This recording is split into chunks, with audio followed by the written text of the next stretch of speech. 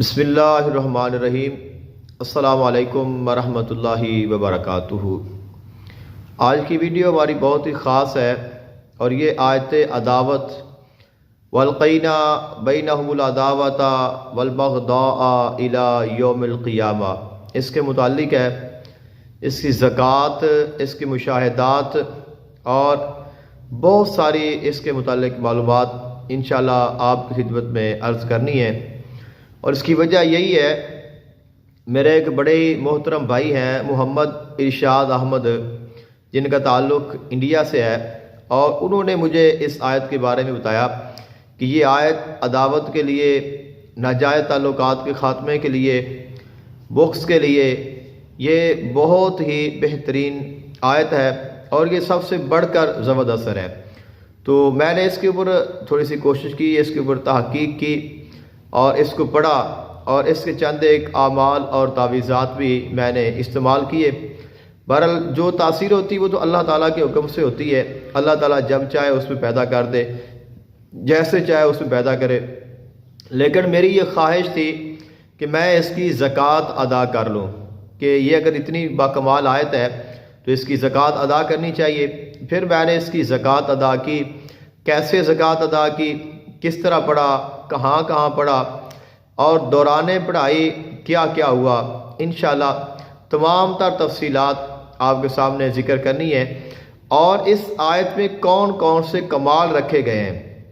عموماً ہم تو یہی سمجھتے ہیں کہ یہ آیت عداوت کے لیے ہے، نفرت کے لیے ہے، جدائی کے لیے ہے، یعنی اگر کسی دو کے درمیان میں تعلق ہے، غلط ہے، ناجائز ہے، حرام ہے، اور ہم یہ چاہتے ہیں کہ وہ ایک دوسرے سے جدا ہو جائیں، تو ہم اس آیت کا استعمال کرتے ہیں، اس کی تعویذ استعمال کرتے ہیں، اس کی پڑھائی کرتے ہیں۔ تو اس کی برکت سے اللہ تعالیٰ ان کے درمیان میں جو ناجائز تعلق ہوتا ہے، جو ناجائز رشتہ ہوتا ہے، وہ اللہ تعالیٰ ختم کر دیتا ہے، اور اللہ تعالیٰ ان کے درمیان میں نفرت ڈال دیتا ہے، جدائی ڈال دیتا ہے، اور وہ ایک دوسرے سے الگ ہو جاتے ہیں۔ لیکن اس آیت میں جو اس سے بڑھ کر تاثیر ہے، جو اس سے زیادہ ہے، وہ یہ ہے، جس کی طرف شاید کسی کی توجہ کی گئی ہو، وہ یہ ہے کہ اس کے ساتھ جو آپ کے متعلق لوگوں کے دلوں میں نفرت ہے، جو عداوت ہے، جو مخالفت ہے، جو دشمنی ہے، آپ اس آیت کے ساتھ وہ بھی ختم کر سکتے ہیں۔ یعنی اس کے ساتھ آپ عداوت ڈال بھی سکتے ہیں، اس کے ساتھ آپ عداوت ختم بھی کر سکتے ہیں۔ یعنی اس آیت میں دو کمال ہیں، ایک ہے کہ آپ کسی کے درمیان میں نفرت ڈال سکتے ہیں، عداوت ڈال سکتے ہیں، بغض ڈال سکتے ہیں، اور ایک ہے کہ آپ عداوت ختم کر سکتے ہیں، بغض ختم کر سکتے ہیں، نفرت نکال سکتے ہیں، اور اس کے ساتھ آپ لوگوں کے لیے ہر دل عزیز ہو سکتے ہیں۔ لیکن یہ آیت بہت ہی سخت ہے اور یہ بہت پاورفل ہے، اس کے موکلات انتہائی طاقتور ہیں، اور اس کی جو رجت ہے وہ بہت زیادہ ہے۔ یعنی اس کا الٹا پڑھنے کا جو خطرہ ہوتا ہے وہ بہت زیادہ ہوتا ہے۔ یہی وجہ ہے کہ میں اس آیت کو پڑھنے کو تیار نہیں تھا۔ یعنی مجھے پتا تو چل گیا کہ یہ آیت عداوت کے لیے ہے، نفرت کے لیے ہے، جدائی کے لیے ہے، لیکن میں اس کی زکوٰۃ نہیں دے رہا تھا، میں اس کو پڑھ نہیں رہا تھا۔ کیوں؟ مجھے یہ خطرہ تھا، مجھے یہ خوف تھا کہ کہیں میں اس کو پڑھوں اور اس کے ساتھ اس کے جو اثرات ہیں وہ الٹ نہ ہو جائیں، یعنی لوگوں کے دلوں میں میری نفرت نہ ہو جائے، لوگ میرے مخالف نہ ہو جائیں۔ تو آپ لوگوں کو پتہ ہے کہ ہمارے جیسے لوگوں کے تو لوگ پہلے ہی بڑے مخالف ہوتے ہیں، تو پھر اگر کوئی ایسا کام یا ایسا عمل یا ایسی تاثیر جو ہے کہ وہ الٹ ہو جائے تو اس کے ساتھ پھر بہت زیادہ جو ہے وہ حالات خراب ہونے کا خدشہ ہوتا ہے۔ میں اس کو پڑھ نہیں رہا تھا۔ بہرحال پھر میری مجبوری تھی کہ میرے پاس ایک کیس تھا جس کو میں نے حل کرنا تھا، اور میں نے اس کی زکوٰۃ تو دینی تھی اور میں نے اس کو استعمال کرنا تھا۔ تو پھر میں نے جب اس کو پڑھا تو پھر کیا کیا ہوا اور پھر کیا کیا اس کے دوران میرے سامنے آیا، وہ انشاءاللہ ساری چیزیں آپ کے ساتھ میں انشاءاللہ تفصیل کے ساتھ ذکر کروں گا۔ تو کل فجر کی نماز کے بعد منگل کا دن تھا، تو میں نے چاہا کہ میں آج اس کی زکوٰۃ ادا کروں۔ جو میرے بھائی ہیں محمد ارشاد، ان سے میں نے گزارش کی، ویسے تو میرے علم میں یہ آیت پہلے بھی ہے، میں آلریڈی اسی آیت کا قبرستان میں بیٹھ کر وظیفہ کر چکا ہوں، لیکن میں نے کہا کہ آپ نے میری توجہ اس طرف دلائی ہے، لہٰذا آپ مجھے اس کی اجازت دے دیں۔ باقی اصل اجازت تو میرے مرشد کی ہے، اصل فیض تو میرے مرشد خانے کا ہی ہے، لیکن آپ چونکہ میرا وسیلہ بنے ہیں تو آپ بھی میرے لیے دعا کریں، میں اس کو پڑھوں اور اللہ تعالیٰ مجھے اس کی تاثیر عطا فرمائے۔ تو میں نے جب اس کو پڑھنا سٹارٹ کیا تو چونکہ ایک کیس کا سلسلہ بھی تھا، تو اس لیے ابتدا میں تو اتنی اس کی طاقت آئی، اتنی روحانیت آئی کہ مجھے لگا کہ شاید میرا جو جسم ہے وہ بالکل اس چیز کو برداشت ہی نہیں کر پائے گا، اور اس کی اتنی روحانیت اور اتنی اس کی پاور تھی کہ میں نے اپنے آپ کو بہت ہی بامشکل بچایا۔ ایک دم تو مجھے لگا کہ میرا جو سارا جسم ہے وہ بالکل ختم ہو گیا ہے، بے جان ہو گیا ہے، ٹوٹ گیا ہے، لیکن اللہ نے مہربانی کی، میں نے جب کوشش کی دیکھا کہ میں بچ گیا تھا۔ بہرحال اس میں تھوڑی سی مجھے اونگ آئی پڑھائی کے دوران، تو میں نے دیکھا کہ ایک جو ہے کتا، ایک بولی قسم کا ایک کتا ہوتا ہے، بہت بڑا کتا ہوتا ہے جو شیر کی طرح ہوتا ہے، تو وہ ہے میرے پاس ہے، اور دو شیر ہیں آگے جو بڑے بڑے ہیں، اور وہ ان کو چھیڑ رہا ہے۔ اب دیکھیں شیر اور کتے کا آپس میں کوئی مقابلہ تو نہیں ہے، بہرحال وہ ایک دریا کا کنارہ تھا اور اس کے کنارے ہم بیٹھے ہیں، اور میں یہ دیکھ رہا ہوں، میں ڈر بھی رہا ہوں، لیکن وہ ان کو چھیڑ رہا ہے اور وہ آگے سے ٹھنڈے ٹھنڈے ہیں۔ بہرحال اس کے بعد پھر ہم نے اس میں دیکھا اور اس میں بہت زیادہ طاقت آئی، جسم میرا ایک دم پتھر جیسا ہو گیا۔ تو میں اس کو زیادہ تو نہیں پڑھ پایا، صرف 1100 مرتبہ میں نے اس کو پڑھا، اور اس کے بعد مجھے پھر جانا پڑا۔ تو پھر میں وہاں پہ چلا گیا، پھر میں نے رابطہ کیا بھائی محمد ارشاد سے کہ یہ تو آپ نے جو مجھے آیت بتائی ہے یہ تو بڑی با کمال ہے، کہ مجھے اپنے بارے میں بتائیں، آپ نے اس کی زکوٰۃ ادا کی ہے تو آپ نے کیسے ادا کی ہے اور اس کے کیا مشاہدات ہیں؟ تو انہوں نے کہا کہ نہیں، میں نے اس کی زکوٰۃ تو میں نے دی ہے لیکن اس کے میرے کو مشاہدات نہیں ہیں۔ تو میں نے کہا کہ میرے ساتھ تو بڑا عجیب معاملہ ہو رہا ہے۔ بہرحال پھر میں وہاں سے، ابھی میں مسجد میں یہ پڑھا تھا، پھر میں وہاں سے چلا گیا، تو 1-2 گھنٹے کے بعد پھر میں نے وہاں جہاں میں گیا تو ایک مزار شریف تھا، قبر ہے، اور وہاں بہت سخت چیزیں رہتی ہیں، مجھے پتہ ہے، سارے لوگوں کو پتہ ہے، تو میں اکثر وہاں پہ جا کے بیٹھتا رہتا ہوں جب مجھے موقع مل جائے۔ میں نے کہا یہاں بیٹھتے ہیں، تو وہاں پھر میں مزار شریف بیٹھا، دعا کی، ان کو جا کے ہدیہ پیش کیا، اور اس کے بعد میں نے اس کی پڑھائی شروع کی۔ تو 900 مرتبہ میں وہاں پہ بیٹھ کے پڑھ پایا، حالانکہ میری خواہش تو تھی کہ میں اس کو زیادہ پڑھوں گا۔ بہرحال کافی چیزیں وہاں بھی 1-2 اشارے ہوئے لیکن کہ کنٹرول میں تھا۔ پھر میں نے اس کو پڑھا، اب اس کی طاقت جو ہے وہ آ رہی تھی، بڑھ رہی تھی، اور اس کے بارے میں یہی بتایا گیا کہ آپ نے ایک ہی نشست میں، ایک ہی دن میں، ایک ہی وقت پہ، ایک ہی جگہ پہ آپ نے اس کو 3300 مرتبہ پڑھنا ہے۔ بھلے اس کے اعداد کے بارے میں بھی اختلاف ہے، مجھے 3300 بتایا گیا، میں نے کہا چونکہ اعداد تھوڑے زیادہ جتنے بھی ہیں ہم اس کی تعداد جو ہے اتنی ہی کریں گے، آگے اس کے آگے پھر جو ہوگا وہ دیکھا جائے گا۔ بہرحال 900 مرتبہ وہاں پہ پڑھی، تو پھر مجھے وہاں سے اٹھنا پڑ گیا، ایک ضروری کال آ گئی، پھر وہاں سے چلے گئے۔ اس کے بعد پھر میں واپس آیا گھر میں، تو میں نے پھر سوچا کہ ابھی میری تعداد تو تھوڑی ہے تو میں اس کو اور پڑھوں، تو پھر دوبارہ میں مسجد میں بیٹھ گیا، اور مسجد میں بیٹھ کر میں نے اس کی جو یعنی 1100 پہلے 900 جو 1300 تعداد میری بچتی تھی وہ میں نے ظہر سے پہلے اس کی پڑھ لی۔ اب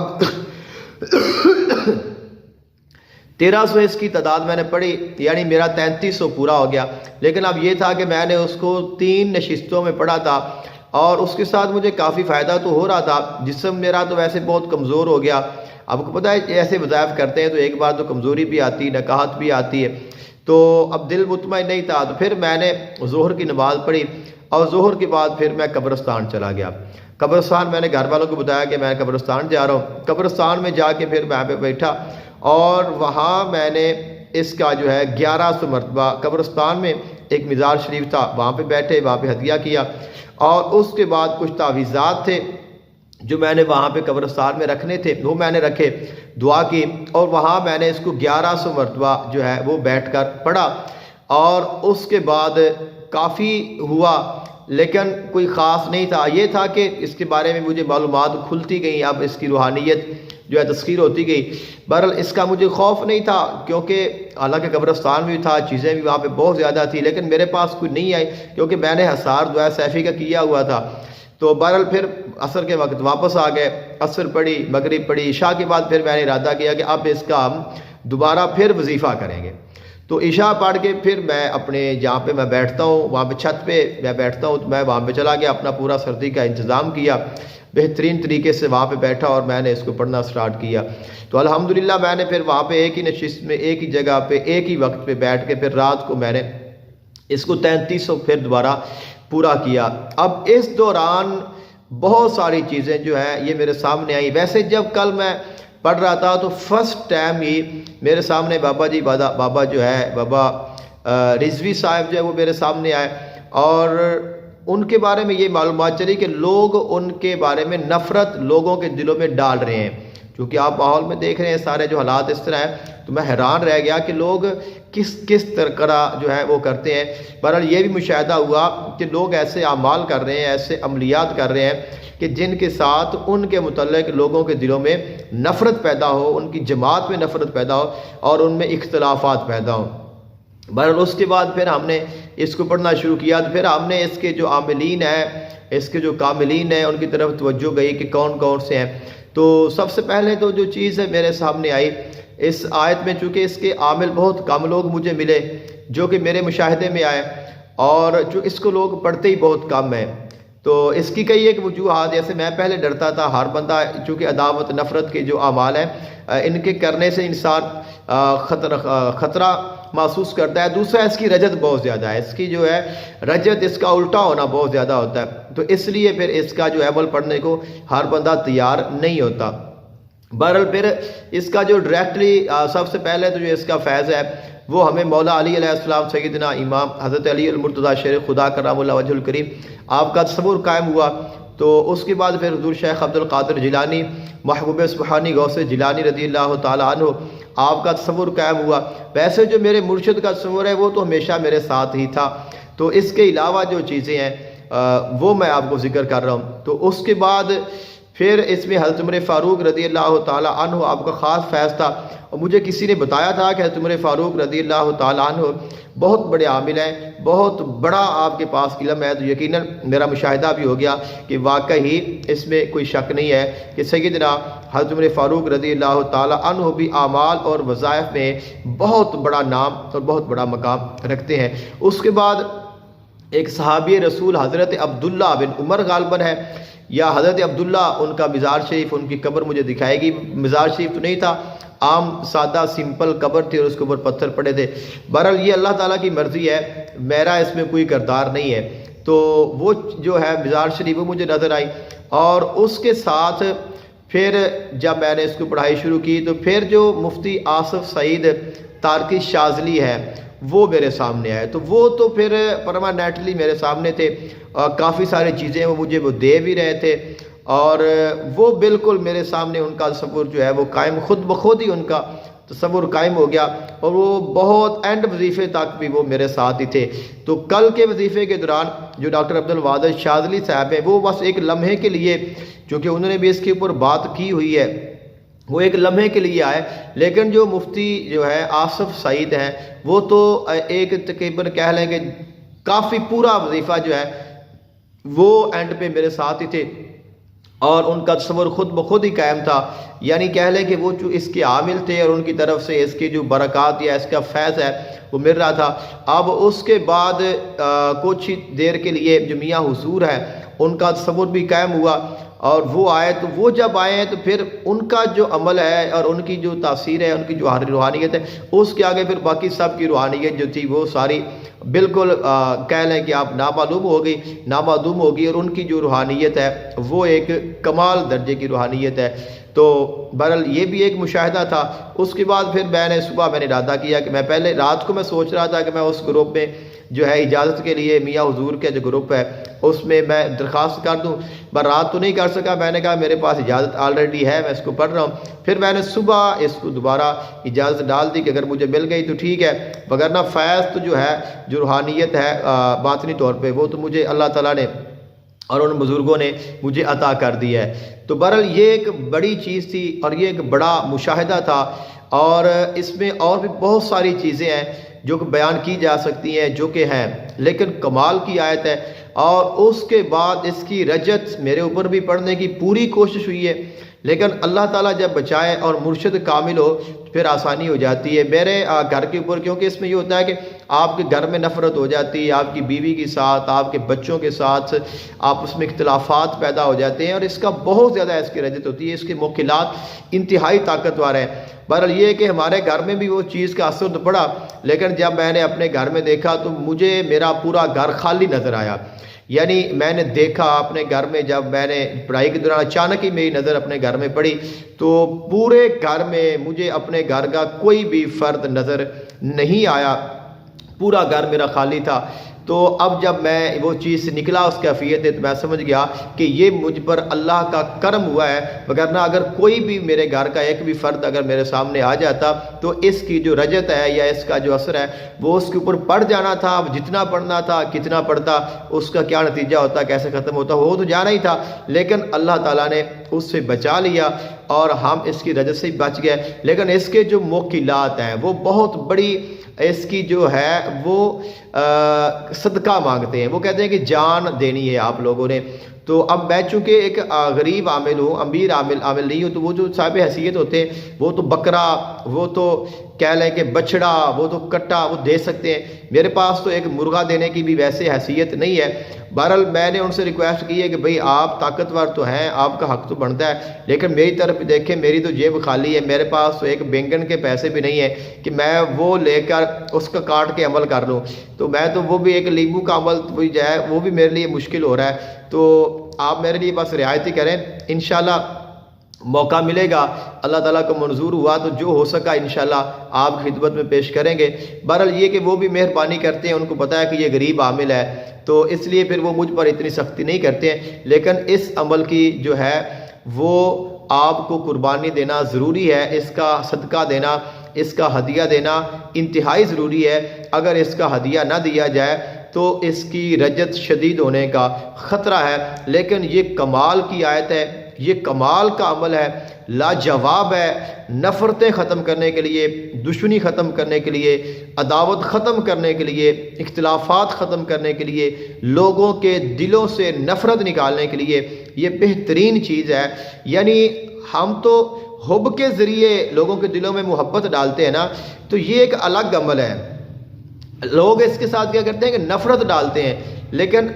میں کہہ رہا ہوں کہ ہم اس کے ساتھ نفرت نکال سکتے ہیں۔ یعنی محبت ڈالنا حب کے اعمال ہوتے ہیں کہ ہم کسی کے دل میں اپنی محبت پیدا کریں۔ ایک ہوتا ہے کسی کے لیے دل میں نفرت پیدا کریں، ایک ہوتا ہے کہ کسی کے دل سے نفرت نکالیں، عداوت نکالیں۔ تو لوگ اس کے ساتھ یہ بھی عمل کرتے ہیں، لیکن اس کے ساتھ یہ بھی عمل کیا جا سکتا ہے، لیکن یہ یاد رکھیں یہ بہت مشکل ہے، یہ بہت پاورفل ہے، اور اس کے موکلات انتہائی طاقتور ہیں، وہ رعایت نہیں کرتے ہیں۔ تو اگر آپ اس کی زکوٰۃ ادا کر لیں تو یقیناً یہ بڑی آیت ہے، اور اس کی جو تاثیر ہے وہ اگر آپ کو ملے گی تو آپ کو پتہ چلے گا کہ واقعی یہ آیت جو ہے یہ بہترین ہے، اور یہ بڑی باکمال ہے کہ آپ کے جتنے مخالفین ہیں، جتنے آپ کے دشمن ہیں، جتنے آپ سے دعوت رکھتے ہیں، ان کے دلوں سے نفرت ختم ہو جائے گی۔ آپ کسی کے دل سے کسی کی نفرت نکال سکتے ہیں، عداوت ختم کر سکتے ہیں، بغض ختم کر سکتے ہیں، مخالفت ختم کر سکتے ہیں، اور یہ ایک بہترین عمل ہے۔ اور یہ اپنی نوعیت کا میرا خیال ہے کہ ایک پہلا عمل شاید یہ ثابت ہوگا کہ آپ اس عمل کے ساتھ کسی کے دل سے نفرت نکالیں۔ نہ ہم نے محبت ڈالنی ہے، نہ ہم نے نفرت ڈالنی ہے، ہم نے نفرت نکالنی ہے، عداوت کو ختم کرنا ہے۔ تو اس کے لیے یہ آیت بڑی کمال کی آیت ہے، اس کی اگر زکوٰۃ ادا کی جائے تو یقیناً اس کے ساتھ بہت سارے اس کے فائدے حاصل ہو سکتے ہیں۔ مجھے اپنی دعا میں یاد رکھیے گا۔ جزاک اللہ خیراً۔ السلام علیکم ورحمۃ اللہ وبرکاتہ۔